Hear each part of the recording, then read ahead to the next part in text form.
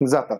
बरोबर. बालमानसशास्त्रामध्ये हा महत्वाचा टॉपिक आहे. पेपर 1 आणि पेपर 2 मध्ये विशेष गरजा असणारे आपलं राहिलंय काय, बालके लिहायचं राहिलंय. तुम्हाला गाळलेला शब्द लिहायला सांगितला, विशेष गरजा असणारे काय, बालके. बरोबर. तर कारण त्या ठिकाणी आपल्याला शाळेमध्ये विशेष गरजाधारक विद्यार्थी असतात. बरोबर आहे ना.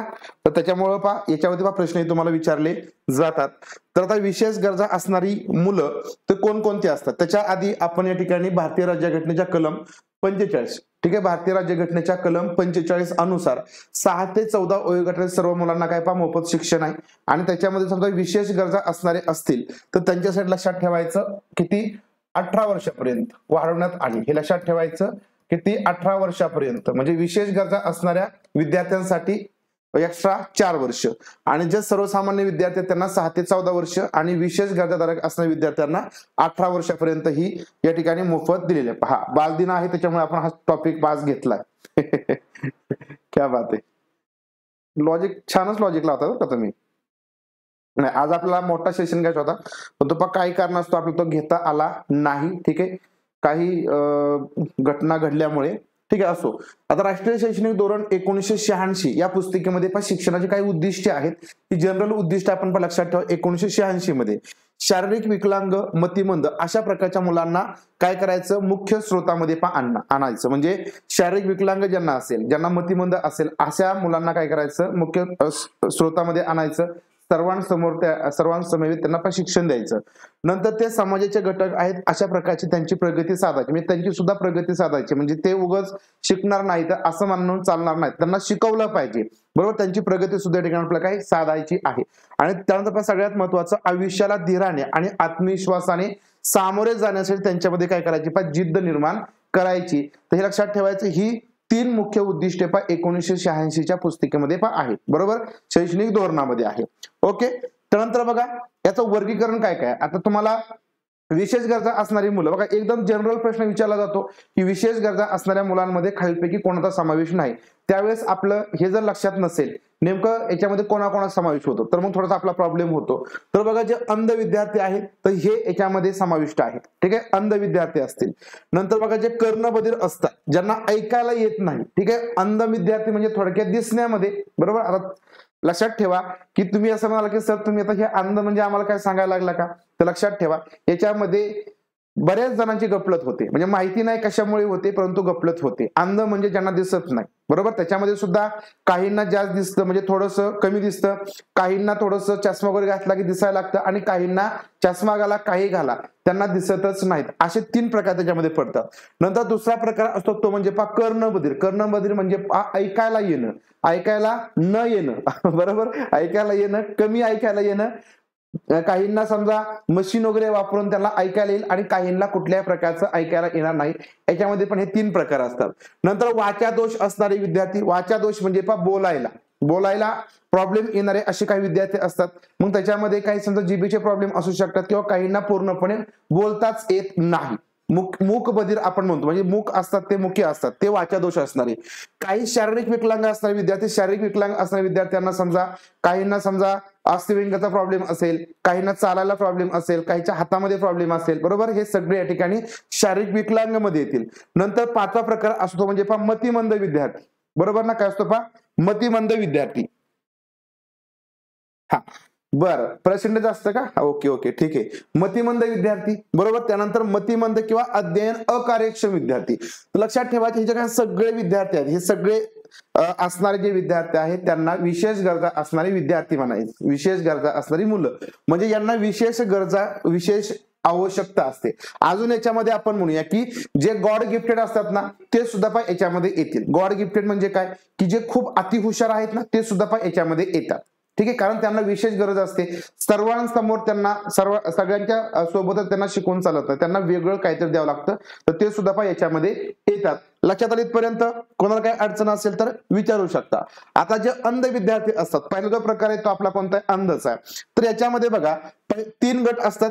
ज्यांची दृष्टी कमी आहे, तर कमी असेल तर योग्य औषधोपचार किंवा चष्म्याच्या साहाय्याने मुले सामान्य मुलाप्रमाणे ते पाहू शकतात.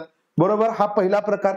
दुसरा प्रकार असतो औषधोपचार करून किंवा चष्मे वापरून देखील ही मुले सामान्य मुलांच्या इतक्या सहजतेने पाहू शकत नाही, परंतु अशी जी मुलं असतात ते पूर्णपणे अंध नसतात. हा दुसरा गट असतो. म्हणजे ते सगळ्यांसारखे आपल्याला बघता येत नाही, म्हणजे तुम्ही जसं बघताय मला तसं ते बघू शकत नाहीत, परंतु लक्षात ठेवा ते पूर्णपणे आंधळे नसतात.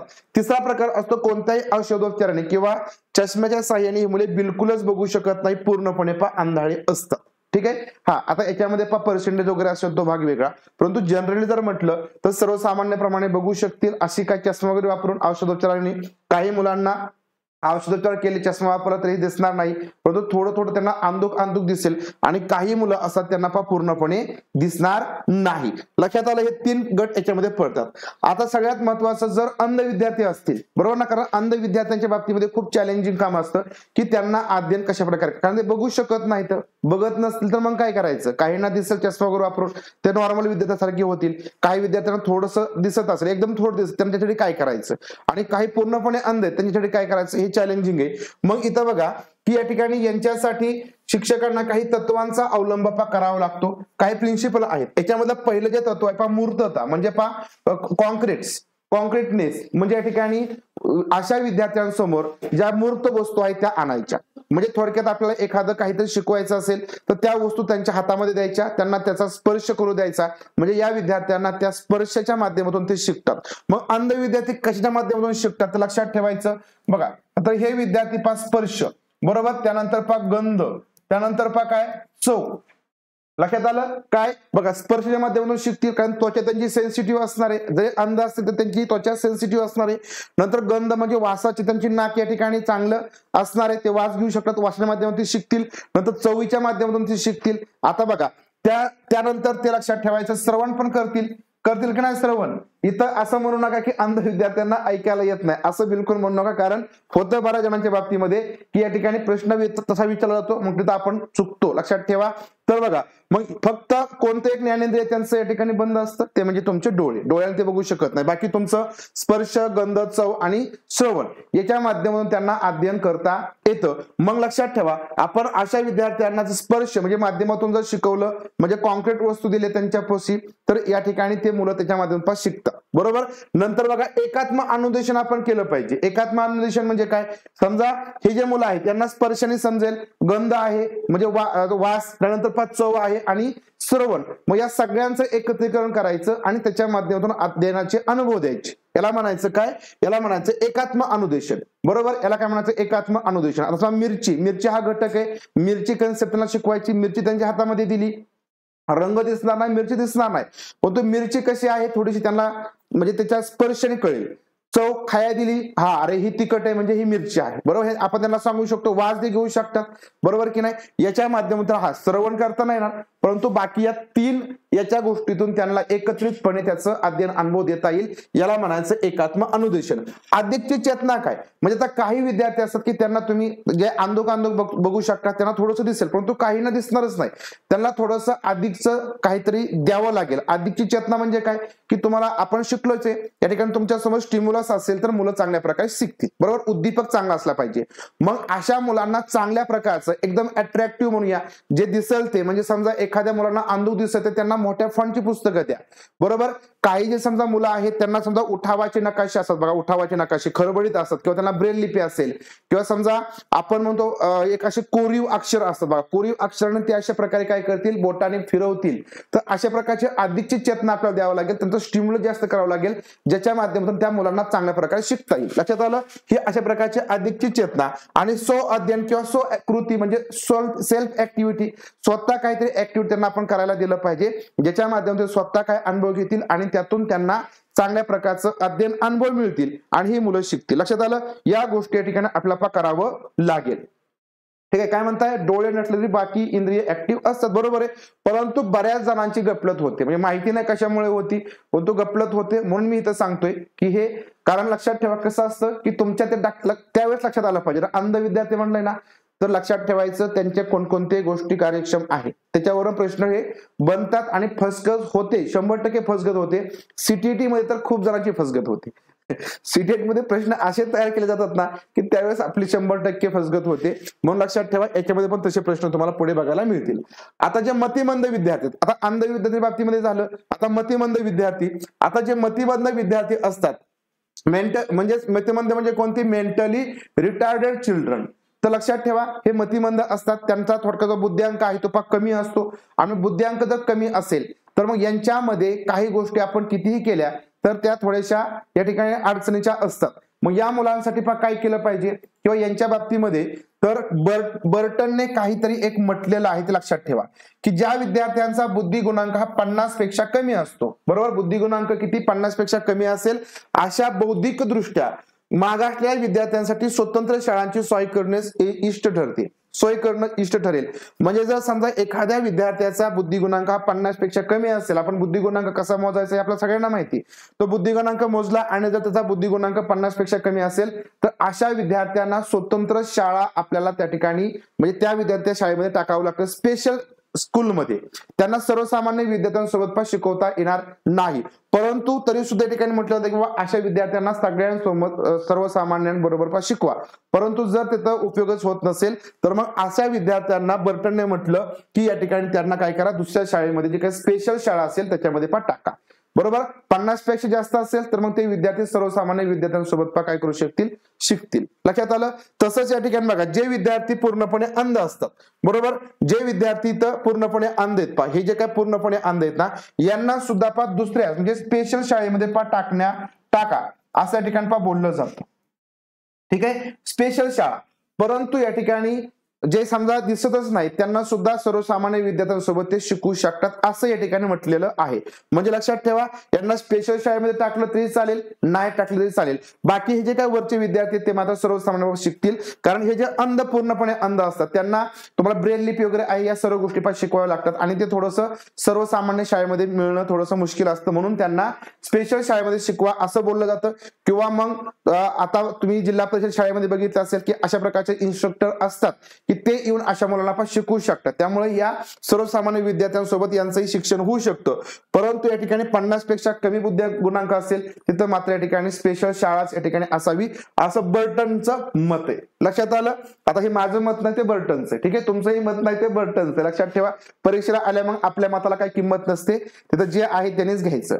ओके, आता बघा, हा चार्ट तुमचा पाठ पाहिजे, हा चार्ट तुमचा पाठ पाहिजे. का पाठ पाहिजे? बघा, जर बुद्धी गुणांक 90 ते 110 असेल, ठीक आहे, हे वर्गीकरण आहे की अक्षमता किंवा मतिमंद प्रकार आणि शैक्षणिक दृष्ट्या वर्गीकरण दिले. 90 ते 110 बुद्धी गुणांक आला तर हे सर्वसामान्य बुद्धिमत्तेचे विद्यार्थी म्हणजे ते मतिमंद नाहीत.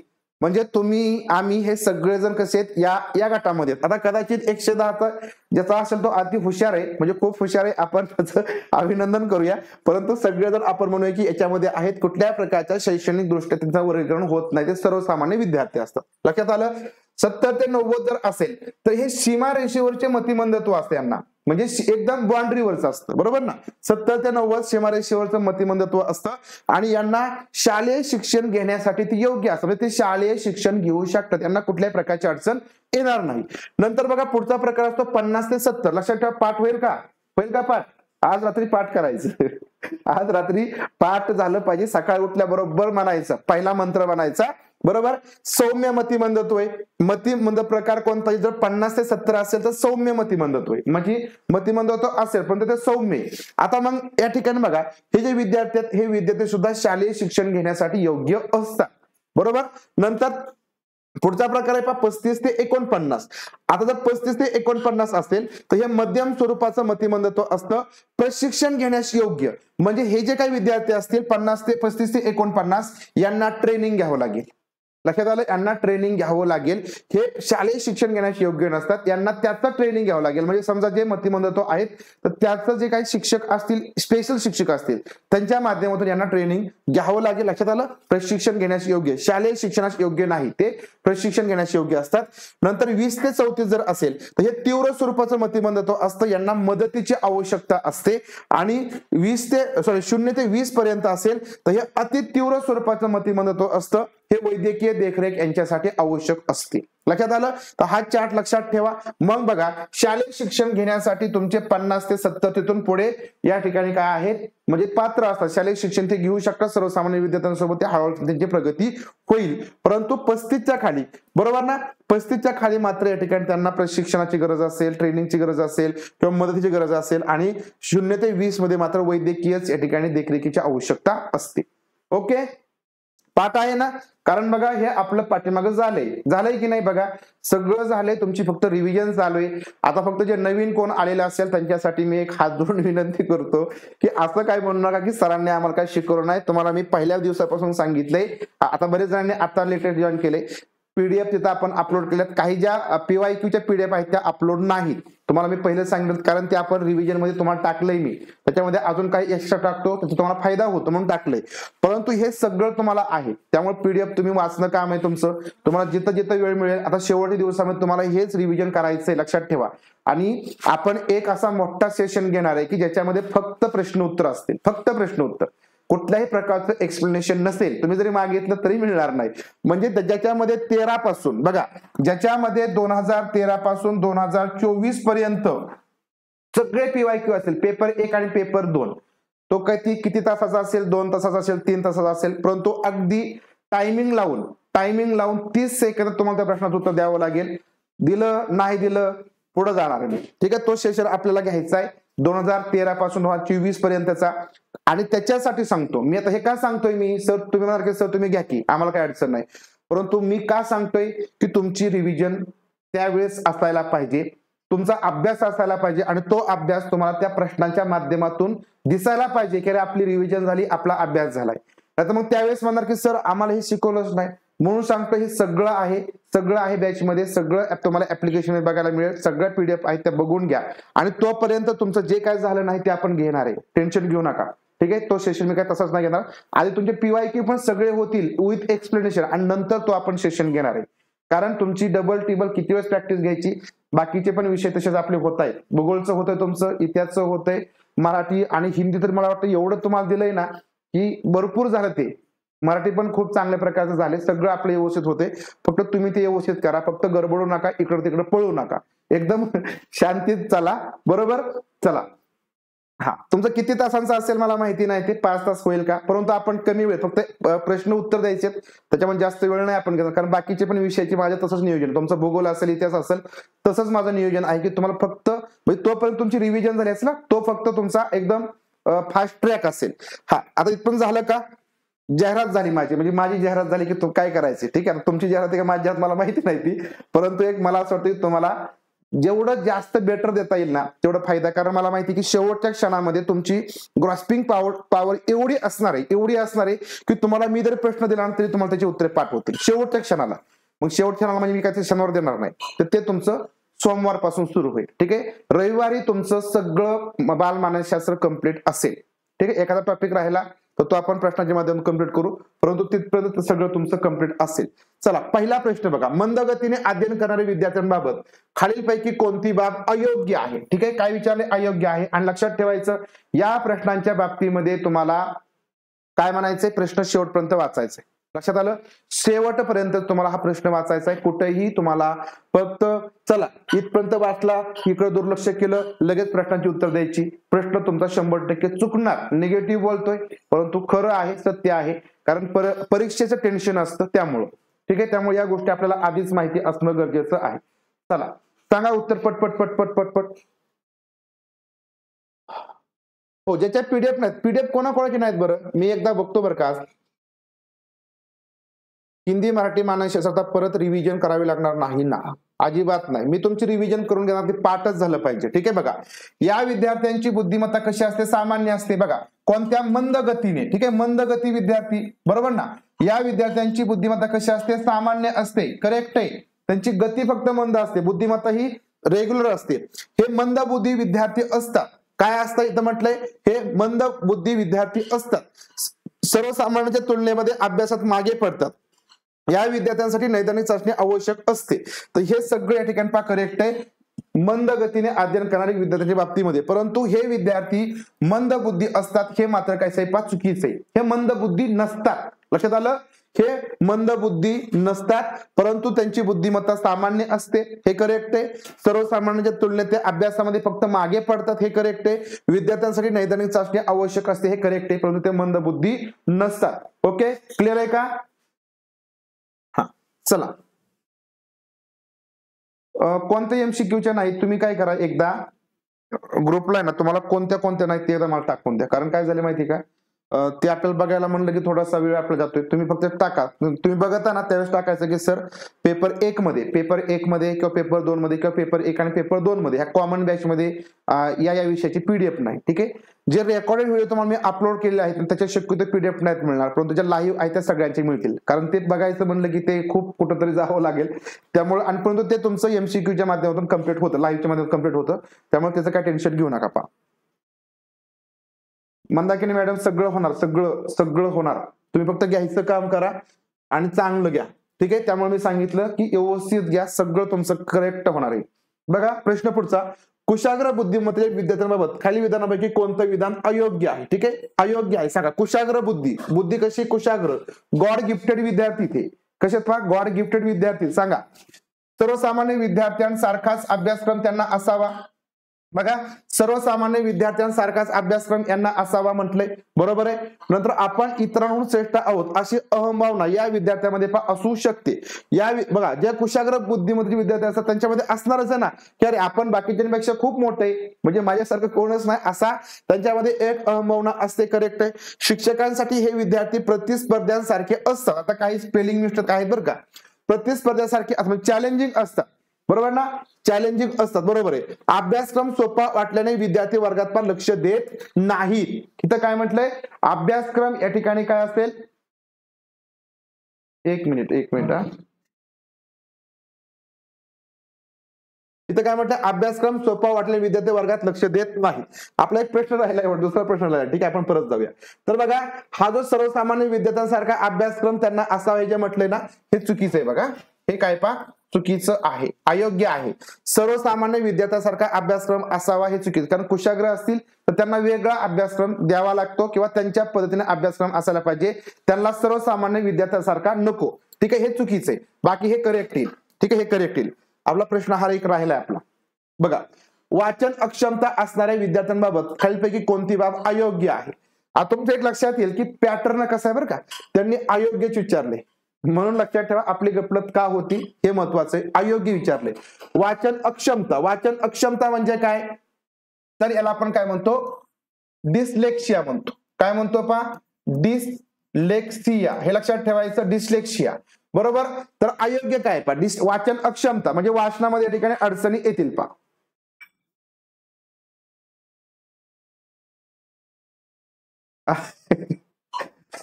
बघा, तुम्हाला किती उशिरा कळालं की सरांनी 2 नंबरचा प्रश्न घेतला नाही. तुमचं किती बारीक लक्ष आहे बरं. असं नाही ना, तुमचं लक्ष पाहिजे ना. आणि आता हे बघा, हे बरं का काय होतं माहितीये, तुम्हाला एक सांगतो. बघा, ही माझ्याकडून चूक झाली, नजर चुकीने झाली, अशी चूक तुमच्याकडून होते, हे तुम्हाला मी आता इथं दाखवतो. बघा, हा तुमचा कार्बन कॉपी बरं का.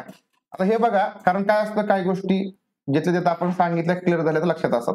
प्रश्न 1, प्रश्न 2, प्रश्न 4, प्रश्न 5, 6, 7, 8, 9, 10 असतील. ठीक आहे, तुम्हाला इथं ABCD असं असणार आहे, बरोबर. ABCD असे असतील. आता आपली गंमत काय होते बरं का, सगळ्यांच्या बाबतीमध्ये हे म्हणजे बऱ्याच जणांच्या बाबतीमध्ये होतं, आणि ही खूप मोठी चूक आहे, ती आपल्या लक्षात कधीच येत नाही. आपण काय करतो माहिती का, प्रश्न 1 वाचला, आपण प्रश्न 1चं उत्तर समजा हे गोल केलं, 2 वाचलं 2चं उत्तर गोल केलं, 3 वाचलं 3चं उत्तर गोल केलं. ठीक आहे, परंतु नजर चुकीने म्हणा किंवा गडबडीत म्हणा काय होतं, आपण हा 4था प्रश्न सोडत नाही किंवा वाचत नाही, डायरेक्टली आपण 5वा प्रश्न घेतो, आणि त्या 5व्या प्रश्नात जे उत्तर आहे ना, तर हे आपण याच्या 5च्या समोर करायला पाहिजे ना, ते आपल्याकडून चुकून काय होतं, 4थ्याच्या समोर होतं, आणि तिथून पुढं आपल्या गडबडीत लक्षात येत नाही. 10-12 प्रश्न झाल्यानंतर लक्षात येतं की अरे आपली सिरियल चुकली. ठीक आहे, मग लक्षात ठेवा, सिरियल जर चुकली ना तर तुमच्या प्रश्नाची उत्तर अगदी करेक्ट असताना त्याचा तुम्हाला काहीही फायदा होत नाही, कारण सिरियल चुकली, बाकीचे आन्सर आपली पास चुकत जातात. ठीक आहे, लक्षात ठेवा. हा आपल्याला ऑफलाईन मध्ये बऱ्याच वेळेस पण लक्षातही येत नाही, आणि त्यामुळे आपण म्हणतो सर आम्हाला तर सगळी उत्तर येत होती, आणि मग सर असं का झालं, तर ह्याचं हे कारण असं लक्षात ठेवा, बरोबर. हे कायम लक्षात ठेवा, बरोबर की नाही. म्हणजे मी चुकलो म्हणजे तुम्ही शिकला. मला ठेस लागली म्हणजे तुम्हाला ठेस लागली नाही पाहिजे हे लक्षात ठेवा. वाचन अक्षमता असणारी विद्यार्थी कोणती बाब अयोग्य? शब्द आठवणं कठीण जातं. काय म्हटलंय? शब्द आठवणं कठीण जातं. करेक्ट आहे. म्हणजे शब्द त्यांना आठवत नाहीत, वाचनामध्ये शब्दच आठवत नाही. बरोबर आहे. नंतर अंकांचा क्रम हा चुकीचा लावतात. जे अंकांचा क्रम आहे, समजा कागद आहे ना, कागद शब्द आहे तर तो काय वाचतील? काय वाचतील बघा, का द ग असं काहीतरी वाचतील किंवा ग आधी माग पुढे असं काहीतरी करतील. हे करेक्ट आहे. अनावश्यक अक्षर ते जोडतील. उगाच या ठिकाणी कागदाला असं काहीतरी म्हणतील, चुकीचं म्हणतील, अनावश्यक अक्षर जोडतात. कागदावर लक्ष केंद्रित करू शकतात पण डावीकडून उजवीकडे वाचताना अवघड जाते. डावीकडून उजवीकडे वाचताना अवघड जातं म्हणजे काय? तर हे चुकीचं आहे. ठीक आहे. हे काय पहा चुकीचं आहे. लक्षात ठेवा.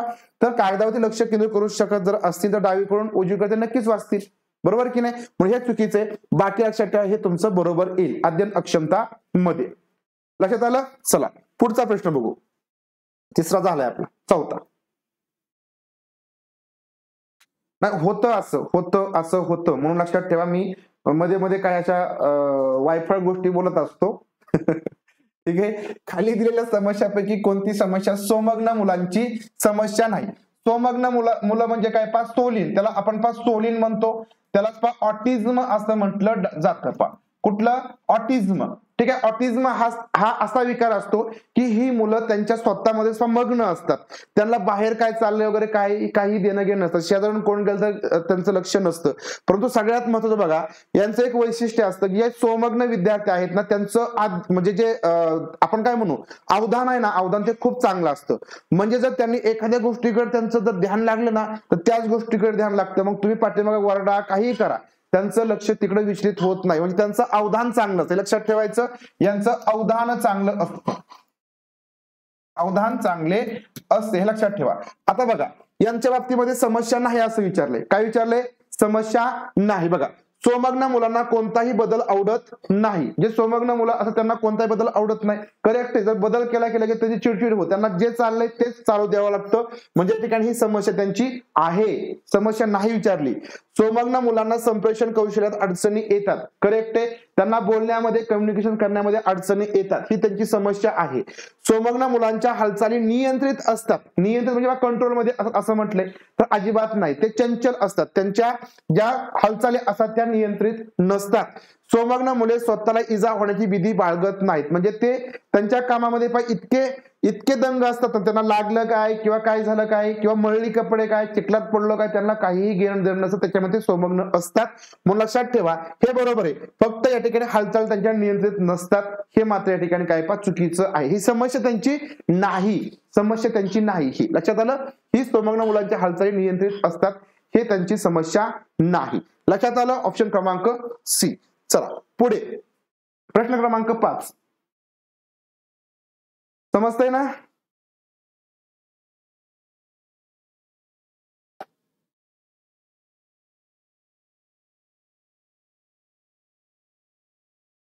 मग आहे की नाही तर वाचावंच लागतं ना. आहे की नाही याच्यावरनं तर मग तुम्हाला मी सांगितलं ना प्रश्न सोपा असतो. पण आहे की नाही वरनं आपल्याला बऱ्याच प्रश्नांची उत्तरे आपण चुकीची देऊन बसतो. कुशाग्र बुद्धिमत्तेच्या विद्यार्थ्यांसाठी शिक्षिकेने खालीलपैकी कोणत्या गोष्टी करणे उपयुक्त ठरेल? काय कुशाग्र? बरोबर ना. जे अति हुशार आहेत गॉड गिफ्टेड विद्यार्थी यांच्या बाबतीमध्ये काय करणं उपयुक्त ठरेल?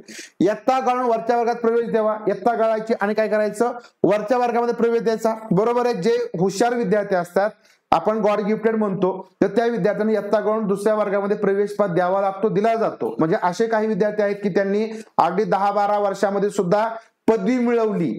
असे विद्यार्थी आहेत तर यांना हे केलं पाहिजे. वर्ग अध्यापनात त्यांचा सहभाग वाढवायचा. वर्ग अध्यापनामध्ये अध्यापनात म्हटलंय बघा, अध्ययनामध्ये नाही. वर्ग अध्यापन म्हणजे काय? इतर जे काही विद्यार्थी आहेत त्यांना शिकवायला त्यांना लावायचं. तर हे आपण केलं पाहिजे. स्वतंत्र अभ्यासक्रम तयार केला पाहिजे. बघा पहिला प्रश्न एक कुशाग्र बुद्धिमत्ता स्वतंत्र अभ्यास त्यांना असायला पाहिजे. आणि उन्हाळी शाळा सुरू कराव्या. उन्हाळी शाळा त्यांच्यासाठी सुरू कराव्या. कारण ते हुशारच तेवढे असतात की त्यांना शांत बसून उपयोगाचं नसतं. ते काहीतरी उपद्व्याप करतात. तर उन्हाळी शाळा सुरू केल्या पाहिजे. म्हणजे सगळं आपण या ठिकाणी करावं. आता तुम्ही लक्षात ठेवा लगेच म्हणणार की अरे उन्हाळ्यात पण आम्हाला शाळेत जावं लागेल मग हे काय उत्तर द्यायला नको.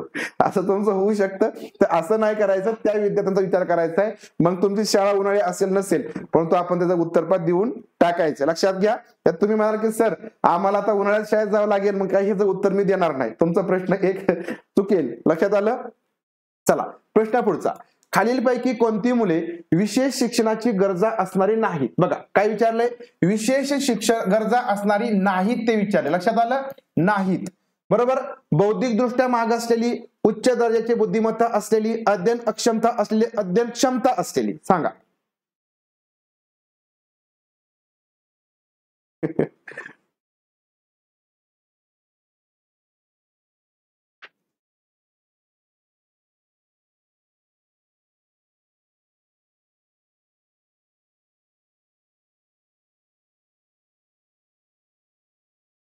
घेऊ काय अडचण नाही. सांगा. बौद्धिकदृष्ट्या मागे असलेली, विशेष गरजा असणारी, उच्च दर्जाची बुद्धिमत्ता, मी सांगितलं ना गॉड गिफ्टेड हे सुद्धा विशेष दर्जा असणारे आहेत, अध्ययन अक्षमता असले हे सुद्धा आहेत, पण तो अध्ययन ज्यांना क्षमता आहे. बघा चुकला बरोबर की नाही. अध्ययन क्षमता असलेली हे विद्यार्थी विशेष गरजाधारक मध्ये येतील का? नाही येणार नाही. तर लक्षात ठेवा, हे विशेष गरजाधारक नाहीत, यांना काहीच गरज नाही. ज्यांच्याकडे अध्ययन क्षमता आहे, जे चांगल्या प्रकारचं अध्ययन करू शकतात, त्यांना कोणाचीच गरज नाही. त्यांना विशेष गरजामध्ये येतील का? नाही. बघा चला प्रश्न पुढचा बघा, व्यवस्थित वाचाय शिका. एक तरी प्रश्न तुम्हाला पेपर 1 ला किंवा पेपर 2 ला विचारला जाईल. पेपर 1 ला बऱ्यापैकी विचारला जातो, पेपर 2 ला विचारला जातो. आता बघा, हा पेपर 1 ला विचारला गेला होता 1969 मध्ये अमेरिकेतील, हे लक्षात ठेवा, वरचं वाक्य पाठ करून टाका. 1969 मध्ये अमेरिकेतील अपंग शिक्षण विभागाच्या राष्ट्रीय सल्लागार समितीने काय केलं की अध्ययन अकार्यक्षमता संदर्भात एक व्याख्या तयार केली. अध्ययन अकार्यक्षमता म्हणजे काय याबद्दल एक व्याख्या तयार केली. त्यानुसार पुढीलपैकी कोणती त्रुटी अध्ययन अकार्यक्षम मुलांमध्ये आढळत नाही. आता लक्षात ठेवा, जनरल आहे बरं का. बघा की अध्ययन अकार्यक्षम जे विद्यार्थी असतात, म्हणजे ज्यांना अध्ययन करण्यामध्ये अडचणी येतात, ते म्हणायचे अध्ययन अकार्यक्षम विद्यार्थी. आता बघा, जे अध्ययन अकार्यक्षम विद्यार्थी असतात, तर त्यांना या मुलांमध्ये मूलभूत मानसिक प्रक्रियेमध्ये काही त्रुटी असतात. करेक्ट आहे. ज्या काय त्यांच्या मेंटली काहीतरी, म्हणजे आपण काय म्हणू, बेसिक गोष्टी आहेत, त्याच्यामध्ये काही प्रॉब्लेम असतात, त्यामुळे त्यांना अध्ययन करण्यामध्ये अडचणी येतात. बरोबर की नाही. म्हणून या ठिकाणी पहिलं काय तुमचं, या ठिकाणी ही गोष्ट आढळते. आपल्याला विचारले आढळत नाही हे विचारले, बरोबर ना, म्हणजे हे आढळतं. या त्रुटी शारीरिक विकारांपासून निर्माण झालेल्या असतात. म्हणजे या ठिकाणी जे काही तुमच्या अकार्यक्षमता असते, तर त्या तुमच्या शारीरिक विकारांपासून निर्माण झाल्या. शारीरिक विकार म्हणजे तुमचा कोणता, की ज्याच्यामध्ये तुम्हाला समजा एखादा पायाने तो अपंग आहे, हाताने अपंग आहे, किंवा समजा कानाचा प्रॉब्लेम आहे ज्याचा, तर असे जे काही विद्यार्थी आहेत, तर त्यांना अशा अकार्यक्षमता निर्माण होतील का? त्यानंतर बघा, या त्रुटी गणितीय कौशल्यामध्ये पण दिसून येतात. जे अध्ययन अकार्यक्षम विद्यार्थी असतात त्यांच्यामध्ये गणितीय त्रुटी दिसून येतात. दृष्टीदोष, कर्णदोष, मानसिक असंतुलन असणाऱ्या मुलांचा यात समावेश होत नाही. बघा, अरे आपण हा प्रश्न घेतलाय आधी 2024 आपण ज्यावेळेस अनालिसिस केलं त्यावेळेस हा प्रश्न झालाय हा प्रश्न. ठीक आहे, लक्षात ठेवा. तर तुमचं उत्तर ऑप्शन क्रमांक बी आलं पाहिजे होतं. ऑप्शन क्रमांक बी मला तरी कोणाचं दिसत नाही. आपण काय बघितलंय, आपण पहिलं वर्गीकरण बघितलं की अध्ययन अकार्यक्षम मध्ये पहा मुलं कोणकोणती येतात. तर तुमची अध्ययन अकार्यक्षम मध्ये लक्षात ठेवायचं, याच्यामध्ये तुमची वाचा दोषवाले विद्यार्थी येतील. ठीक आहे. त्यानंतर पहा लिहित असताना जो काय लिहिण्यामध्ये दोष, लिहिण्यात दोष, नंतर गणितीय क्रियेमध्ये तुमचा दोष. आता लक्षात ठेवा, हे जे काही विद्यार्थी आहेत ना, हे विद्यार्थी तुमचे अध्ययन अकार्यक्षम मध्ये येतात. ठीक आहे. लर्निंग डिसॅबिलिटी म्हणतो आपण. लर्निंग काय म्हणतो, लर्निंग डिसॅबिलिटी म्हणतो. की ते मुलं बघा, आता ज्याच्यामध्ये वाचा दोष आहे ना, तो लिहिण्यामध्ये चांगला असतो, खूप चांगला असतो, त्यांना गणिताची क्रिया खूप चांगल्या प्रकारे करतात. म्हणजे अशी मुलं असतात की ज्यांना समजा गणितामध्ये 1 ला ते 9 म्हणतील, 1 ला काय म्हणतील, 9 म्हणतील, आणि आपण त्यांच्यासमोर डोकं आपटतो, अरे 1 ला 9 नाही म्हणायचं, 9 ला 1 नाही म्हणायचं, बरोबर, 3 ला 6 नको म्हणू, 6 ला 3 म्हण, 3 नको म्हणू, 6 ला 6च म्हण. परंतु त्यांना जर आपण वाचायला सांगितलं, लिहायला सांगितलं, एकदम चांगल्या प्रकारे वाचत, चांगल्या प्रकारे लिहितात. मग त्यांना आपण असं म्हणणार का की या ठिकाणी ते विद्यार्थी अध्ययन अकार्यक्षम आहेत? तर त्यांचा एखाद्या याच्यामध्ये ते अध्ययन अकार्यक्षम असतात, परंतु बाकीच्या याच्यामध्ये चांगलं त्यांचं अध्ययन होत असतं. मग लक्षात ठेवा, शारीरिक विकाराने त्या निर्माण झालेल्या नसतात. तर काहीतरी प्रॉब्लेम, काहीतरी समजा त्यांचं अवधान नसेल किंवा आपण काही ज्या सवयी त्यांच्या असतात किंवा ज्यावेळेस त्यांचं अध्ययन होतं त्यावेळेस त्याचा वेगळाच काहीतरी विचारपात चाललेला असू शकतो, तर त्याच्यामुळे त्यांचे प्रॉब्लेम क्रिएट होतात. परंतु त्या शारीरिक विकार म्हणजे कोणतं तुम्हाला मी सांगितलं की समजा काही विद्यार्थी बोलण्यामध्ये तोत्रे बोलतात, तो शारीरिक विकार झाला, त्याच्यामुळे त्यांना अध्ययन अक्षमता नसते त्यांच्याकडे, असं काय आहे का? नाही. तर ते चांगल्या प्रकारचे अध्ययन क्षमता त्यांच्यापाशी असते. ज्या विद्यार्थ्यांना चालताना प्रॉब्लेम आहे किंवा चालण्यामध्ये प्रॉब्लेम आहे, बरोबर ना, ते चांगले विद्यार्थी त्यांची अध्ययन क्षमता खूप चांगली असते, बरोबर ना. म्हणून या ठिकाणी हा जो विकार आहे म्हणजे अध्ययन अकार्यक्षमता असते ती शारीरिक विकाराने निर्माण झालेली नसते. लक्षात ठेवा. याच्यामध्ये गणितीय कौशल्य त्रुटी दिसून येतात. दृष्टीदोष, कर्णदोष, मानसिक असंतुलन असणाऱ्या मुलांचा यात समावेश होत नसतो, हे लक्षात ठेवा. समजलं का? हे पाठ करा. दृष्टीदोष असेल, कर्णदोष असेल किंवा मानसिक असंतुलन असेल यांना आपण अध्ययन अकार्यक्षम म्हणत नाही, हे लक्षात ठेवा. प्रश्न तुम्हाला हाच रिपीट येऊ शकतो की अध्ययन अकार्यक्षम असणाऱ्या मध्ये कोणाचा समावेश होत नाही. तर ज्याच्यामध्ये तुमचं मानसिक असंतुलन जर दिलं तर लक्षात ठेवा त्यांचा समावेश तुमचा अध्ययन अकार्यक्षमतेमध्ये येत नाही. लक्षात आलं? तर हे समजून घ्या. तुमचं उत्तर या ठिकाणी बी येईल, हे तुमचं बरोबर आहे. चला प्रश्न पुढचा, प्रश्न क्रमांक 8.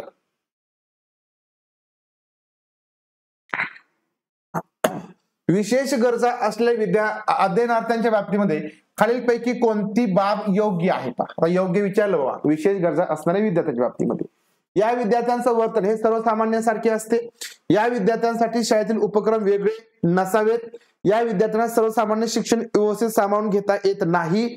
या विद्यार्थ्यांसाठी स्वतंत्र वेगळ्या अभ्यासक्रमाची रचना असावी. आता विचारलाय उलटा, ठीक आहे. आपण मगाशी पासून अयोग्य कोणतं असं विचारले बऱ्याच वेळेस. आता विशेष गरजा असल्या अध्ययनाच्या बाबतीमध्ये कोणती बाब योग्य आहे, बरोबर आहे असं विचारले आपल्याला, बरोबर.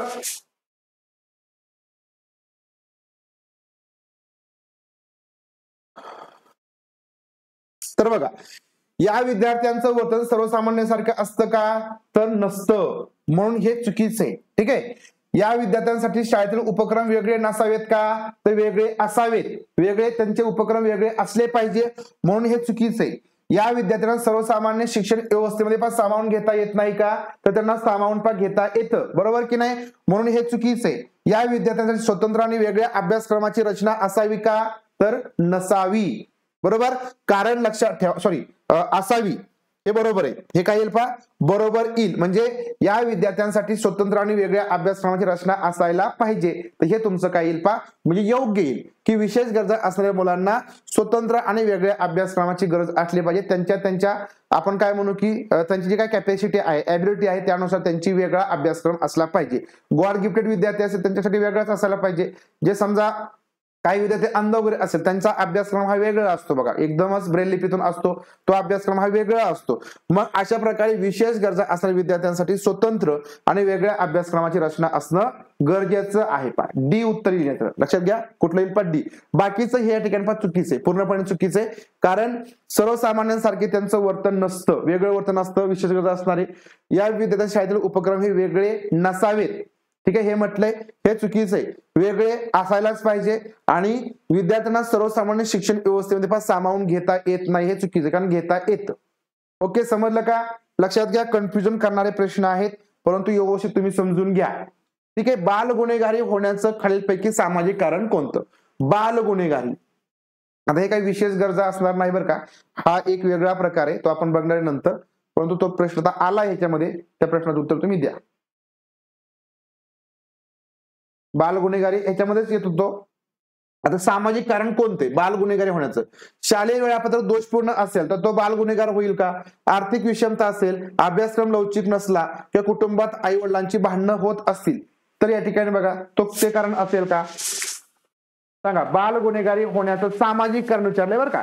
सामाजिक कारण कोणतं? सामाजिक विचारले, मग याच्यामध्ये वेगवेगळे कारण असतात. एक तुमचं वैयक्तिक असेल, एक कौटुंबिक कारण असेल, बरोबर ना. वैयक्तिक, कौटुंबिक, सामाजिक, बरोबर ना. तर ही कारण असतात. मग आपल्याला विचारलंय सामाजिक कारण कोणतं? आता बघा, तुमची आई वडिलांची भांडणं होत असतील तर हे तुमचं काय येणार कौटुंबिक कारण. कोणतं येईल कौटुंबिक येईल, बरोबर ना. अभ्यासक्रम लवचिक नसणे तर हा या ठिकाणी हे काही कारण नाही. तर लक्षात ठेवा आर्थिक विषमता. तर ऑप्शन क्रमांक बी आर्थिक विषमता हे सामाजिक कारण आहे ज्याच्या माध्यमातून बाल गुन्हेगारी वाढते. सगळे याला सहमत आहेत का? सहमत नसेल तर आपण बघू, प्रश्न बदलायला लावू. ठीक आहे, आर्थिक विषमता येणार आहे पा. चला प्रश्न पुढचा, प्रश्न क्रमांक 10. बघा मध्ये मध्ये मी जोक करत असतो. अध्ययन अक्षमता असणाऱ्या मुलांच्या शिक्षणाविषयी खालीलपैकी कोणते विधान अयोग्य आहे? चला अयोग्य लक्षात ठेवायचं. अध्ययन अक्षमता असणाऱ्या मुलांच्या शिक्षणाविषयी कोणतं विधान अयोग्य आहे? चुकीचं आहे. या मुलांना अध्ययनासाठी जास्त वेळ द्यावा. अध्ययन अक्षमता असणाऱ्या या मुलांना मानसोपचार तज्ञाकडे न्यावं. त्यांच्यासाठी अमूर्ताकडून मूर्ताकडे न्या ही पद्धत वापरायची. वेगवेगळे स्मरण खेळ त्यांना द्या. स्मरण खेळ त्यांना द्या. आता अध्ययन अक्षमता असणाऱ्या मुलांसाठी अयोग्य कोणती गोष्ट यापैकी सांगा, अयोग्य कोणती?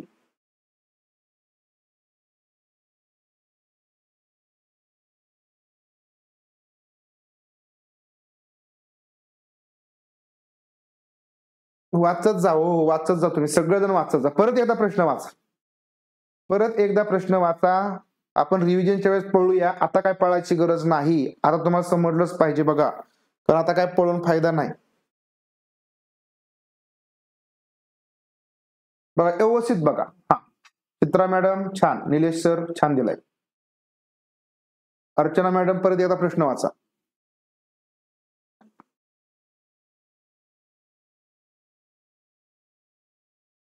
परत एकदा प्रश्न वाचा. प्रश्न काय म्हटलंय? अध्ययन अक्षमता ज्यांच्याकडे आहे, जे अध्ययन अक्षमताग्रस्त विद्यार्थी आहेत त्यांच्या बाबतीमध्ये अयोग्य विधान कोणतं? आता बघा समजून घ्या. जे अध्ययन अक्षम असतात तर त्यांना आपण अध्ययनासाठी जास्त वेळ दिला पाहिजे, बरोबर ना? म्हणजे त्यांच्या गतीने शिकण्यासाठी आपण त्यांना वेळ दिला पाहिजे. मग हे तुमचं उत्तर म्हणजे काय? ते विधान करेक्ट आहे, योग्य आहे. हे म्हणजे अध्ययन अक्षमते बाबतीमध्ये हे योग्य आहे की त्यांना वेळ आपण जास्त दिला पाहिजे.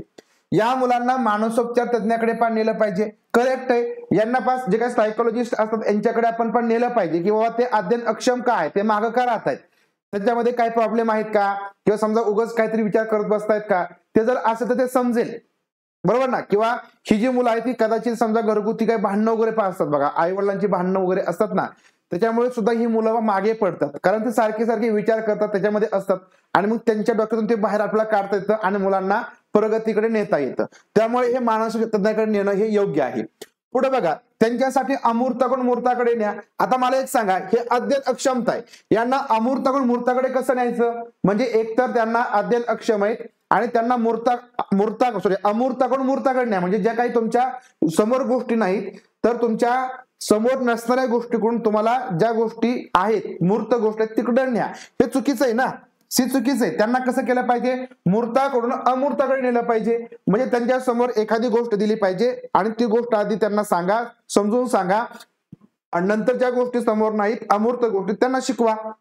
हे पूर्णपणे काय चुकीचं आहे, कारण मुलं अध्ययन अक्षम आहेत आणि वेगवेगळे स्मरण खेळ त्यांना दिले पाहिजे, हे करेक्ट आहे. वेगवेगळे काय स्मरण खेळ आहेत त्यांना आपण दिले पाहिजे, ज्याच्या माध्यमातून काय होणार मुलांची अध्ययन अक्षमता या ठिकाणी कमी व्हायला मदत होईल किंवा या ठिकाणी त्यांचं अध्ययन चांगलं होईल. लक्षात आलं? ऑप्शन क्रमांक सी. चला प्रश्न पुढचा, प्रश्न क्रमांक 11. अंध विद्यार्थ्यांना अध्यापन करताना शिक्षकाने पुढीलपैकी कोणत्या तत्वाचा अवलंब करू नये? तत्व आलं. कोणते विद्यार्थी? अंध विद्यार्थी. अधिकची चेतना, एकात्म अनुदेशन, अमूर्तता, स्वकृती.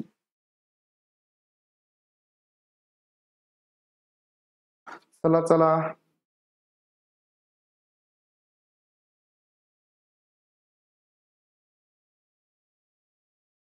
पटकन उत्तर द्या. काय प्रश्न क्रमांक 11चं उत्तर द्या. 11चं उत्तर द्या. पटपट पटपट पटपट पट. 11 ऑब्लिक टाका.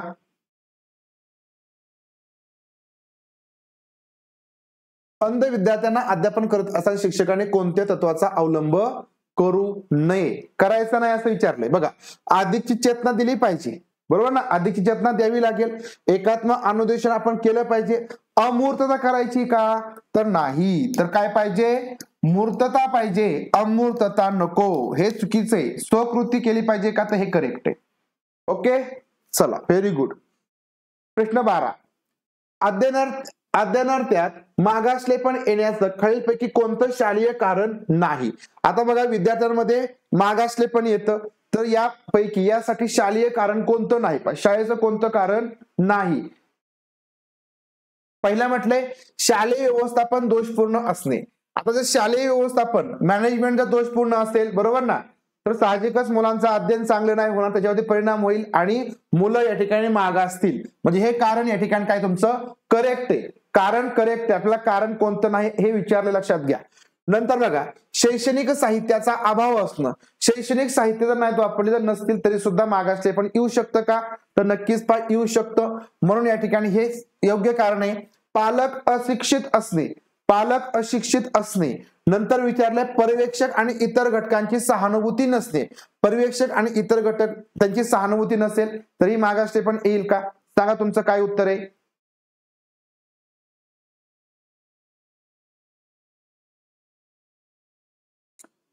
चला, व्हेरी गुड. तर तुमचं सी हे या ठिकाणी काय येणार आहे पहा, उत्तर येणार आहे. बरोबर की पालक अशिक्षित असतील, पालक अशिक्षित असेल तरी तो मुलगा मागे पडेल का, अजिबात नाही. बरोबर ना, आपले आईवडील सुद्धा अशिक्षितच होते तरी आपण खूप चांगल्या प्रकारे शिकलोय. बरोबर ना, आता म्हणजे तुमचे कदाचित शिकलेले असतील. बरोबर. तर बघा, अशा प्रकारे पर्यवेक्षक आणि इतर घटकांची सहानुभूती नसेल तरी सुद्धा मुलं मागे पडतात. लक्षात आलं. तर लक्षात ठेवा ऑप्शन क्रमांक सी. तर हे या शालेय कारण नसतं. बाकी शालेय कारण तुमचं शालेय व्यवस्थापन दोषपूर्ण असेल तर, शैक्षणिक साहित्याचा अभाव असेल तर, आणि तुमचं पर्यवेक्षण आणि इतर घटकांची सहानुभूती नसेल तरी ही मुलं मागे पडू शकतात. करेक्ट आहे. चला प्रश्न पुढचा, प्रश्न क्रमांक 13. खालील पैकी अस्थिव्यंगाची कोणकोणती कारणे पहा. अस्थिव्यंग कोणती कारणे आहेत. पोलिओ, हाडांचा क्षयरोग, कुष्ठरोग, मायस्थेनिया, पाठीच्या मणक्याला मार, ऑस्टिओमायलिटिस, लकवा, संधिवात, वरीलपैकी सर्व. अस्थिव्यंगाची कारणे कोणती ते सांगायचे आपल्याला,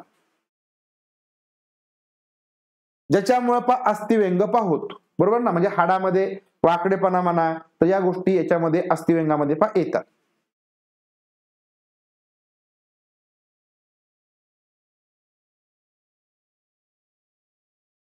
तर बघा, पोलिओ झाला असेल, हाडांचा क्षयरोग असेल आणि कुष्ठरोग असेल, याच्यामुळे काय होतं, अस्थिव्यंग येतं. ठीक आहे, अस्थिव्यंग येत. लक्षात ठेवा, हे पाठ करा, हे पाठ करा की अस्थिव्यंग येण्याचं कारण पोलिओ असतो, हाडांचा क्षयरोग असतो, म्हणजे आणि त्यानंतर कुष्ठरोग झाला असेल तरी अस्थिव्यंग येत असतं.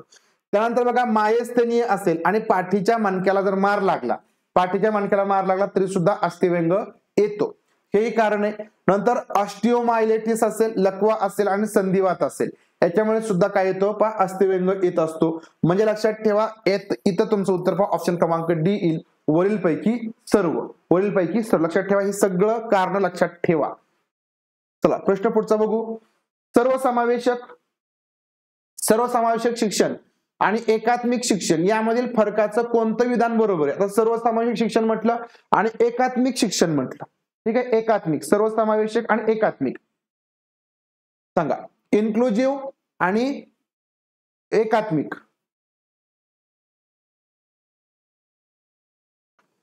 सर्वसमावेशक शिक्षणात विद्यार्थी सामूहिकरित्या अध्ययन करतात. एकात्मिक शिक्षणात विशेष उपकरणाची सोय नसते. सर्वसमावेशक शिक्षणामध्ये अभ्यासक्रमात बदल असतो. एकात्मिक शिक्षणात विद्यार्थी वैयक्तिकरित्या अध्ययन करतात.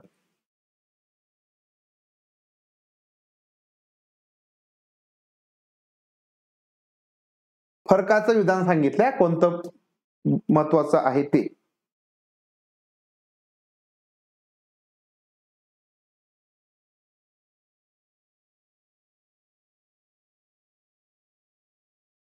तर बघा, सर्वसमावेशक आणि एकात्मिक शिक्षणाचा काय महत्वाचा फरक आहे ना, तो असतो सर्वसमावेशक शिक्षणामध्ये अभ्यासक्रमात काय असतो बदल असतो. जो काय सर्वसमावेशक शिक्षण असते ज्यामध्ये समजा जर काय समजा अंध विद्यार्थी असतील किंवा समजा वेगळे आपण म्हणू की खूप हुशार विद्यार्थी आहेत. आपण मगाशी बघितलं ना, प्रश्नामधून बघत आलो ना आपण, जर खूप हुशार विद्यार्थी, कुशाग्र बुद्धिमत्ते विद्यार्थी असतील त्यांच्यासाठी अभ्यासक्रम हा वेगळा असायला पाहिजे. बरोबर. अकार्यक्षम विद्यार्थी असतील त्याच्यासाठी आपण वेगळा अभ्यासक्रम, म्हणजे जे खूपच या ठिकाणी आपण म्हणू की ज्यांना गरज आहे तर त्यांना वेगळा अभ्यासक्रम, त्यांच्या सोपा अभ्यासक्रम आपण दिला पाहिजे. मग त्यांना सर्वसामान्य विद्यार्थ्यांसारखा अभ्यासक्रम देऊन चालेल का, तर चालणार नाही. म्हणून लक्षात ठेवा की सर्वसामाजिक शिक्षणामध्ये अभ्यासक्रमामध्ये काय असतो, बदल असतो. तसा तो एकात्मिक मध्ये नसतो. आता बघा, पहिलं काय सर्वसामाजिक शिक्षणात विद्यार्थी सामूहिकरित्या अध्ययन करतात, याचा अर्थ असा असतो का नाही, तर एकात्मिक शिक्षणामध्ये विशेष उपकरणांची सोय नसते, हे चुकीचं आहे. एकात्मिक शिक्षणात विद्यार्थी वैयक्तिकरित्या अध्ययन करतात का? तर नाही. तर तुमचं एकात्मिक म्हणजे सगळ्यांनी मिळून. बघा, सर्वसामान्य शिक्षणामध्ये अभ्यासक्रमात बदल असतो, तर हे या ठिकाणी पहा बरोबर विधान आहे. पहा, ठीक आहे, हे काय पहा बरोबर विधान आहे. लक्षात आलं? ऑप्शन क्रमांक सी. प्रश्न क्रमांक 15. खाली दिलेल्या वैशिष्ट्यापैकी विशेष गरजा असणाऱ्या मुलांचं कोणते वैशिष्ट्य नाही? पहा, विशेष गरजा असणाऱ्या मुलांचं वैशिष्ट्य कोणतं नाही? पहा, ठीक आहे.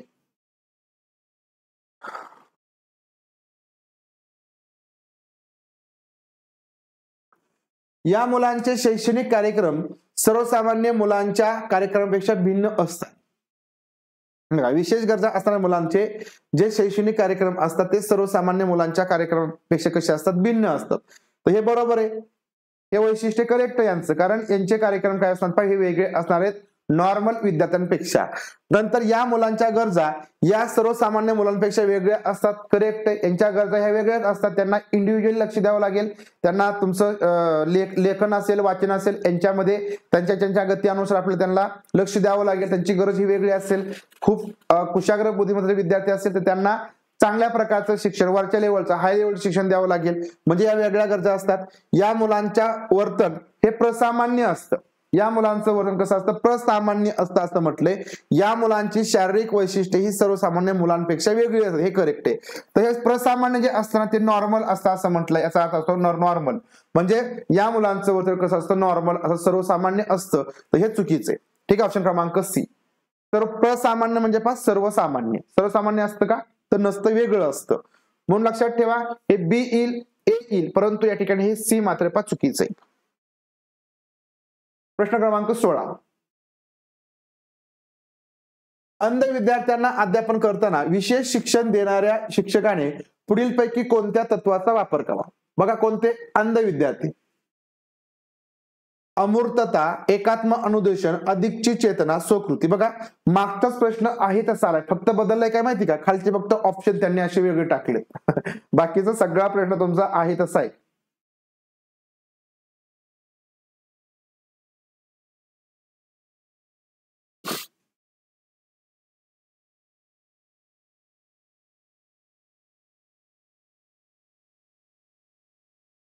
बघा, इथं फक्त आपल्याला अ नको, एकात्म अनुदेशन पाहिजे, अधिक चेतना पाहिजे, स्वकृती पाहिजे. फक्त अ मात्र इथं नकोय. इथं मूर्तता पाहिजे होती.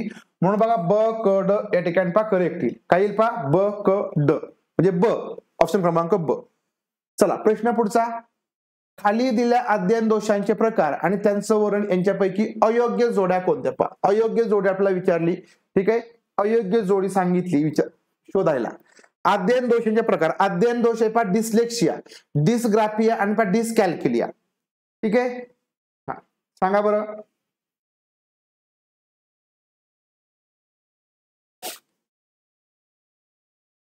अ ब ब क, अ ब क सर्व.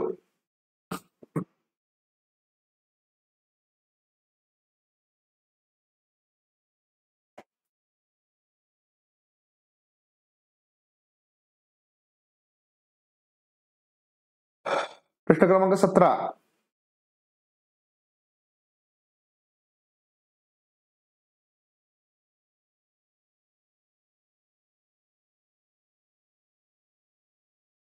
तर बघा, डिस्लेक्सियाला म्हणले लेखनामध्ये दोष. डिस्लेक्सिया काय असतो?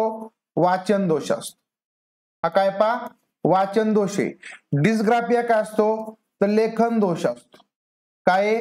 लेखन दोष असतो. परंतु इथं डिस्लेक्सियाला पण लेखनात दोष म्हटले, डिस्ग्राफियाला वाचनात दोष म्हटले. हे दोन चुकीचे.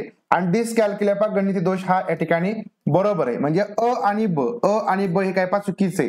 अ ब ह्या चुकीचे म्हणून ऑप्शन क्रमांक 1. ऑप्शन क्रमांक 1.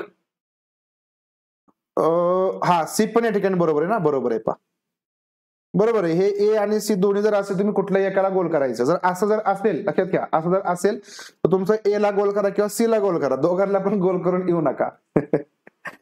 ठीक आहे, याला पण गोल करायचं, याला पण गोल करायचं, असं काय करू नका. सी पण तुमचं करेक्ट आहे आणि तुमचं ए सुद्धा पा करेक्ट येईल, कारण ऑप्शन आपले अ ब इथं पण दिले. ठीक आहे, असो. चला पुढे बघा, प्रश्न क्रमांक 18.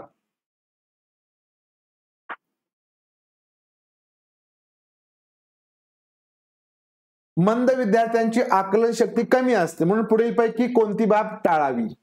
मंद विद्यार्थी असतात त्यांची आकलन शक्ती कशी असते, कमी असते, बरोबर ना? मग काय दोन्ही गोल तुम्ही मला दोन्ही पण उत्तर, मग कुठलं द्यायचं, हे द्यायचं का ते द्यायचं, असं असं होतं नाही. म्हणजे मला प्रश्न कमेंट मध्ये विचारत बरेच जण, म्हणून मी सांगतो मी, कारण युट्यूबला आता व्हिडिओ अपलोड झाला की नाही तिथं प्रश्न विचारला, आता दोन्ही प्रश्नांची उत्तर जर दोन्ही ऑप्शन बरोबर काय करायचं, म्हणून मी आधीच उत्तर दिलं. आता बघा, मंद विद्यार्थ्यांची आकलन शक्ती कशी असते, कमी असते. लक्षात ठेवायचं की हे वैशिष्ट्य यांचं की आकलन शक्ती कमी असते मंद विद्यार्थ्यांची. मग कोणती बाब आपण टाळली पाहिजे, या विद्यार्थ्यांना इतर विद्यार्थ्यांपासून वेगळं न करता अध्यापन करायचं.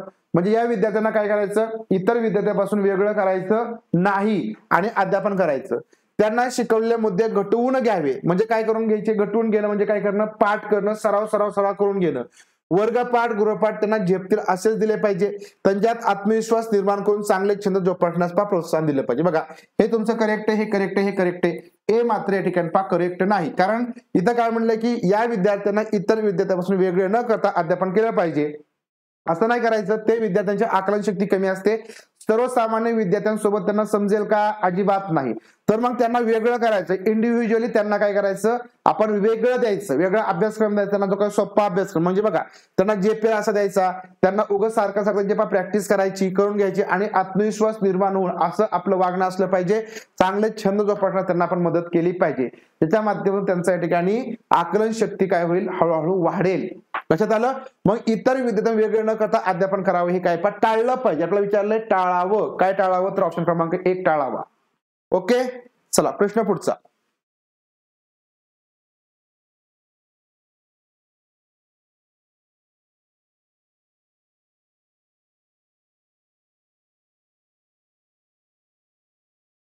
अध्ययन अकार्यक्षम असणाऱ्या विद्यार्थ्यांच्या भाषिक विकासात पुढीलपैकी कोणती बाब दिसून येत नाही. अध्ययन अकार्यक्षम असणाऱ्या विद्यार्थ्यांच्या भाषिक विकासात पुढीलपैकी कोणती बाब दिसून येत नाही. दिसून येत नाही म्हटलंय बरं का. भाषिक विकासामध्ये बघा, इतर विद्यार्थ्यांच्या तुलनेत मुले भाषेत खूप मागे असतात. ठीक आहे, बघा जर अध्ययन अकार्यक्षमता आहे आणि भाषिक विकासामध्ये आहे ते मागेच असणार आहेत. करेक्ट आहे. घटवून म्हणजे काय म्हणू आपण त्याला, पाठांतर करून, पाठ सारखं तेच म्हणजे अगदी घटवून घ्यायचं, खूप सराव करून घ्यायचा, खूप काय करायचा, सराव करून घ्यायचा. म्हणजे बघा ना की समजा 1, 2 आहेत, उजळणी आहेत, त्यांची खूप सारखी म्हणून घ्यायची, म्हणजे ती घटवून घेणं असतं, म्हणजे त्यांना ते लक्षात राहील. बरोबर. बघा, तर या ठिकाणी विद्यार्थी तुलनेमध्ये ही मुले मागे असतात. करेक्ट आहे.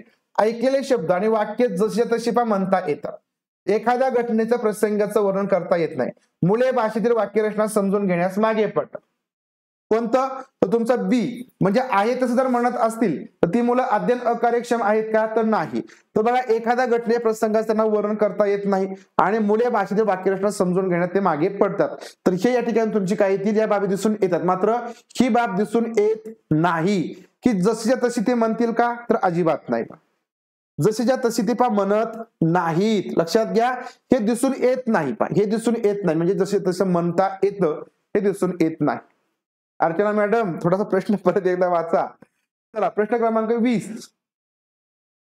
व्यक्तिभेद लक्षात घेऊन शिक्षकांनी अध्यापन पद्धतीमध्ये इष्टते बदल केले पाहिजे. कारण इष्टते म्हणजे योग्यते.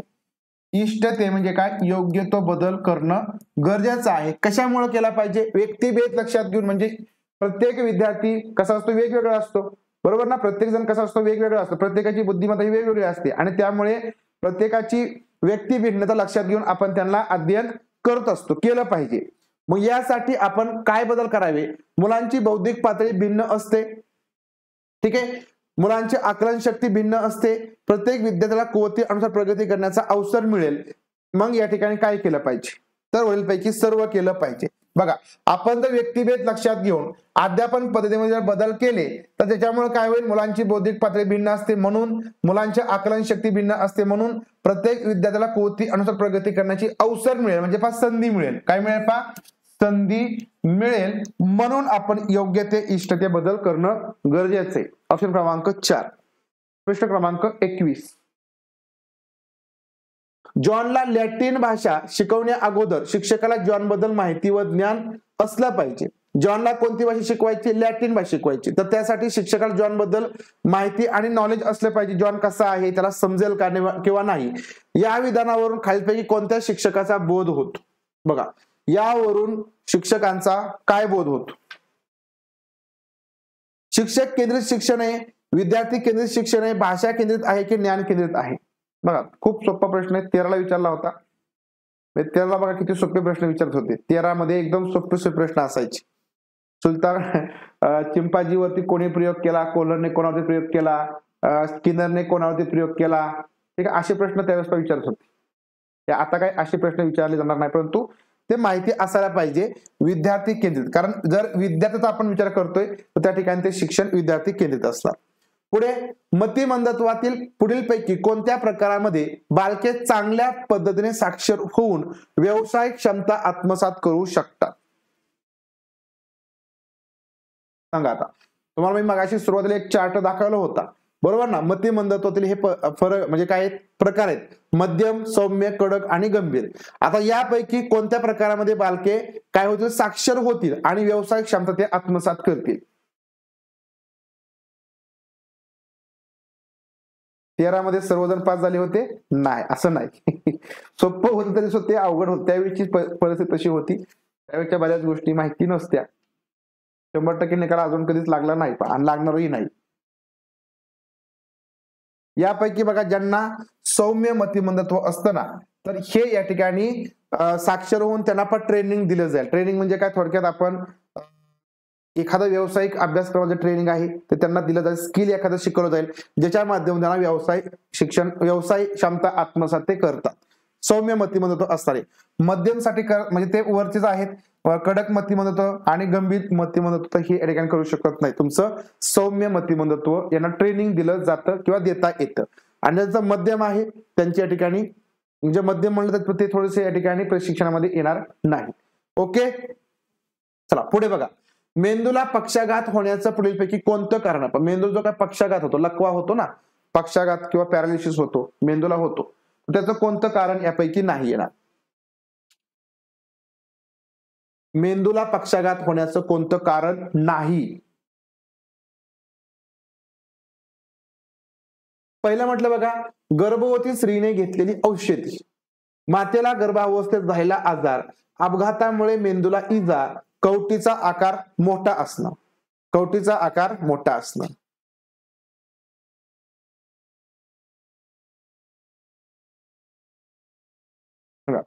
कोणतं कारण नाही?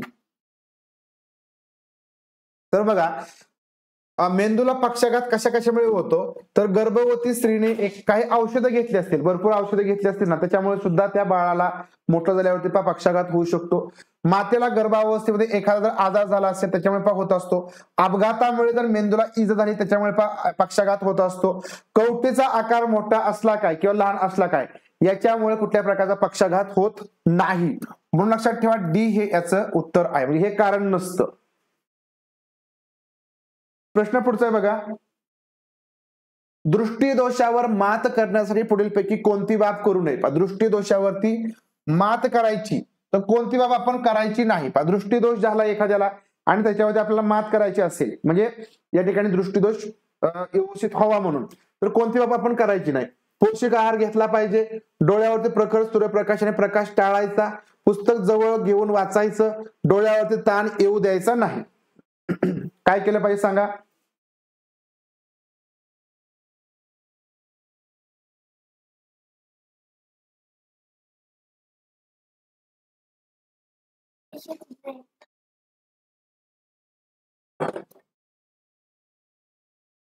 तर बघा, पुस्तक जवळ घेऊन वाचणं ही बाब आपण करायची नाही. बाकी पोषक आहार घ्यायचा, डोळ्यावर प्रखर सूर्यप्रकाश आणि प्रकाश टाळायचा, डायरेक्टली डोळ्यावर ताण येऊ द्यायचा नाही. मात्र या ठिकाणी पुस्तक जवळ घेऊन वाचावं ही बाब आपण करायची नाही. करेक्ट आहे ऑप्शन क्रमांक सी. प्रश्न पुढचा, प्रश्न क्रमांक 24. खालीलपैकी कोणत्या विद्यार्थ्यामध्ये प्रज्ञावान मुलांचं लक्षण दिसून येत नाही? प्रज्ञावान मुलांचं म्हणजे कुशाग्र. कोणती? कुशाग्र, खूप हुशार मुलं. दिसून येते असं विचारलं बरं का. खालीलपैकी कोणत्या विद्यार्थ्यांमध्ये प्रज्ञावान मुलांचं लक्षण दिसून येतं? अ ची समजून क्षमता कमी आहे, ब ला चालू घडामोडीविषयीचं अज्ञान नाही, क कला कौशल्यात कमी निपुणता आहे, ड च्या जाणीवा अवास्तव आहेत. दिसून येतं असं विचारलंय.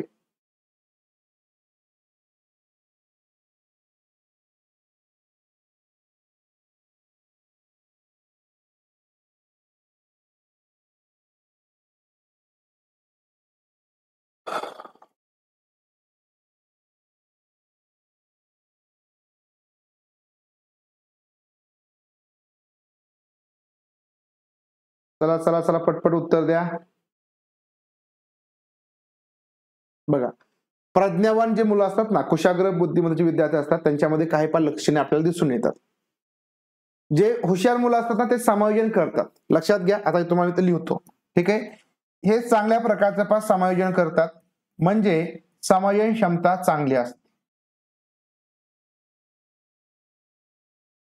बरोबर. त्यानंतर लक्षात ठेवा, कला कौशल्यात ते निपुण असतात.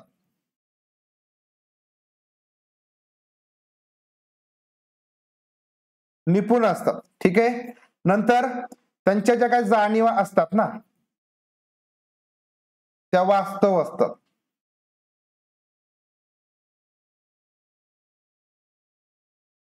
कारण त्या मुलांना बऱ्यापैकी सगळ्या गोष्टींची जाण असते, त्यामुळे ते वास्तव असतात. बरोबर. बघा, समायोजन क्षमता त्यांच्यामध्ये चांगली असते, इथं कमी दिली. बरोबर ना, कमी दिली म्हणजे चुकीचं. कला कौशल्यात कमी निपुण असतात, ते निपुण असतात म्हणून हे चुकीचं. त्यांना अवास्तव तर वास्तवाची जाण त्यांना असते म्हणून हे चुकीचं. तर तुमचं या ठिकाणी उत्तर येतं करेक्ट, ऑप्शन क्रमांक बी. का बी आहे ते एकदा बघा. बला चालू घडामोडीविषयीचं अज्ञान नाही, म्हणजेच थोडक्यात ज्ञान आहे.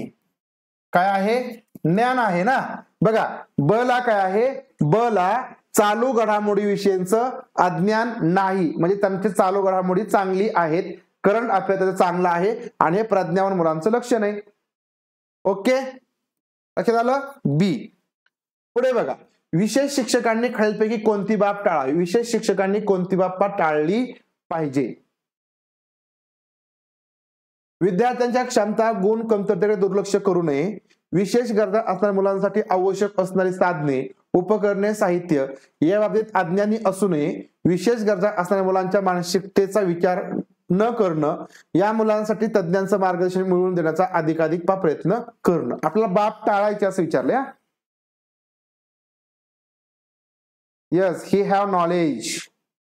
कसा विचारला बघा बरं, प्रश्न कसा तयार केलाय त्यांनी. विशेष शिक्षकांनी कोणती बाब टाळायची? बघा, पहिलं काय म्हटलंय की विद्यार्थ्यांच्या क्षमता गुण कमतरतेकडे दुर्लक्ष करू नये. बरोबर आहे, तर दुर्लक्ष करायचं नाही. नंतर विशेष गरजा असणाऱ्या मुलांसाठी आवश्यक असणारी साधने, उपकरणे, साहित्य या बाबतीत अज्ञानी असू नये, म्हणजे थोडक्यात त्याच्या बाबतीमध्ये नॉलेज असायला पाहिजे, म्हणजे हे तुमचं करेक्ट आहे.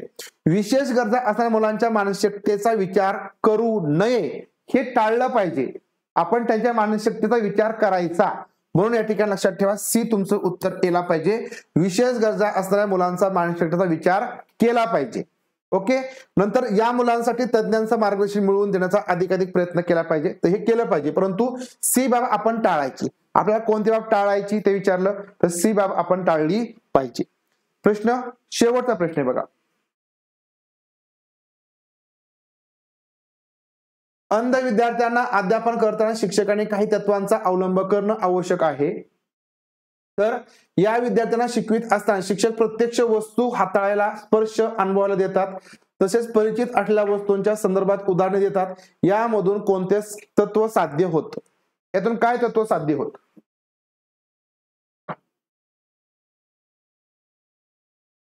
अंध विद्यार्थ्यांना अध्यापन करताना शिक्षकांनी काही तत्वांचा अवलंब करणं आवश्यक असतं. बरोबर आहे. तर या ठिकाणी विद्यार्थ्यांना शिकवित असताना शिक्षक प्रत्यक्ष वस्तू हाताळायला, स्पर्श अनुभवायला देतात, परिचित असलेल्या वस्तूंच्या उदाहरण देतात, एकात्म मार्गदर्शन, मूर्तता, आदकी चेतना की स्वयं अध्ययन. तर काय दिलं उत्तर? शेवटचा प्रश्न आहे, व्यवस्थित उत्तर द्या. शेवट गोड करा, शेवट गोड करा. तर मूर्तता आहे. हे काय पहा? मूर्तता. ऑप्शन क्रमांक 2 याचं करेक्ट उत्तर येईल. ठीक आहे, मूर्तता. अशा प्रकारे बघा, आपला विशेष गरजा असणारी मुलं या बाबतीत ह्या कन्सेप्ट सहित आपण हे प्रश्न व्यवस्थित समजून घेतलेत. एखाद्या बाबतीमध्ये तुम्हाला काय अडचण असेल, डाऊट असेल तर विचारू शकता. एखाद्या प्रश्नाचं उत्तर चुकीचं वगैरे दिलं असं काय तुमचं मत असेल तर सांगू शकता. ठीक आहे, समोर सगळं जे काय IMP तर सगळे टॉपिक आपण कव्हर केलेत. आपण पुढचे जे काही टॉपिक आहेत ते आपण उद्या कव्हर करू बऱ्यापैकी. सगळे टॉपिक आपल्याला आज करायचे होते परंतु आपल्याला ते करता आले नाहीत. ठीक आहे, आपण ते नंतर उद्या ह्याच्यामध्ये करूया. आणि तुम्हाला मी सांगितलं की सोमवारी किंवा मंगळवारी पूर्ण बालमानसशास्त्र पेपर 1 आणि पेपर 2 सगळे प्रश्न उत्तर आपण पण घेणार आहोत. ठीक आहे, प्रश्न वाचायचे, उत्तर तुम्ही द्यायची, फक्त काम करायचं. मी तुम्हाला बरोबर उत्तर सांगेल. बालदिन साजरा झाला. ठीक आहे, बालदिन सगळ्यांना घेऊन आपल्याला पण शिकवायचे, लक्षात घ्या. म्हणजे त्याला आपण म्हणतो समावेशी शिक्षा म्हणतो. विद्यार्थ्यांना काय करायचं की त्यांच्या पद्धतीने शिकवायचं. विद्यार्थ्यांच्या मानसिकतेचा विचार करायचा. विद्यार्थ्यांना थोडीफार सहानुभूती म्हणजे द्यायची, थोडीफार द्यायची, भरपूर पण देऊन चालत नाही. तर अशा प्रकारची ही विशेष गरजा असणारी मुलं असतात आणि त्यांच्या व्यक्ती भिन्नतेचा विचार करून आपण अध्यापन पद्धती, अध्ययन मेथड त्यांच्याकडून म्हणजे वापरायच्या किंवा अध्ययन त्यांच्याकडून करून घ्यायचं. तर अशा प्रकारे याचा सगळ्यात सार आहे. हा, excellent session. Okay sir, record व्हिडिओचं रिव्हिजन करायचं का? कुठलं रेकॉर्ड व्हिडिओचं रिव्हिजन करा ना. मी तुम्हाला काय म्हणतोय, करा, रिव्हिजन करा. तुम्ही पाठीमागचे आपण जे काय सगळे सेशन झाले ते सगळे बघा, पीडीएफ काढा, वाचा. या शेवटच्या दिवसामध्ये तुम्हाला ते करायचंय. आपण जे पाठ्यपुस्तकाचं बघितलंय त्याच्यामध्ये अंडरलाईन केले आहे ते सगळं वाचायचंय. जर तुम्ही वाचलं नसेल ते वाचून घ्या. एमसीक्यू जे तुम्हाला पीडीएफ अपलोड आहे ते वाचून घ्या. ठीक आहे, अजून एमसीक्यू येतील ते बघा. आणि अगदी तुम्हाला जे एमसीक्यू घेता येत ना मॅडम ते पाठ्यपुस्तकातले आहेत. आता लक्षात घ्या, प्रश्न आहे तसा नाही आला तरी चालेल, परंतु त्याच्यामध्ये जे काही एक्सप्लेनेशन वगैरे असतं ना, त्या प्रश्नामध्ये काही माहिती असते त्याच्यावरती आधारित प्रश्न तुम्हाला विचारले जाऊ शकतात. त्यामुळं आपण ते सर्वसमावेशक प्रश्न घेतो किंवा त्या प्रश्नामध्ये सगळी माहिती तुम्हाला येईल अशा प्रकारचे प्रश्न आपण तयार करतोय. त्याच्यामुळे तुम्हाला ती अधिक जास्तीत जास्त माहिती मिळेल. आणि म्हणजे आता बघा, काल आपण अगदी मॅडमने प्रश्न घेतले परिसर अभ्यासाचे 3री 4थी मधले प्रश्न होते. त्यात पण आपण काही जणांच्या चुका होत होत्या, कारण ते सोपे प्रश्न असतात परंतु आपण ते लक्षात येत नसल्यामुळे काही जनरल नॉलेजचे पण त्याच्यामध्ये प्रश्न असतात तुमच्या परिसर अभ्यासामध्ये. ठीक आहे, तेही तुम्हाला प्रश्न विचारले जातात आणि परिसर अभ्यासामध्ये तेच येतं, लक्षात घ्या. ठीक आहे, थांबूया आपण इथं. पीडीएफ आपल्या सगळ्या ओपन होतात ना.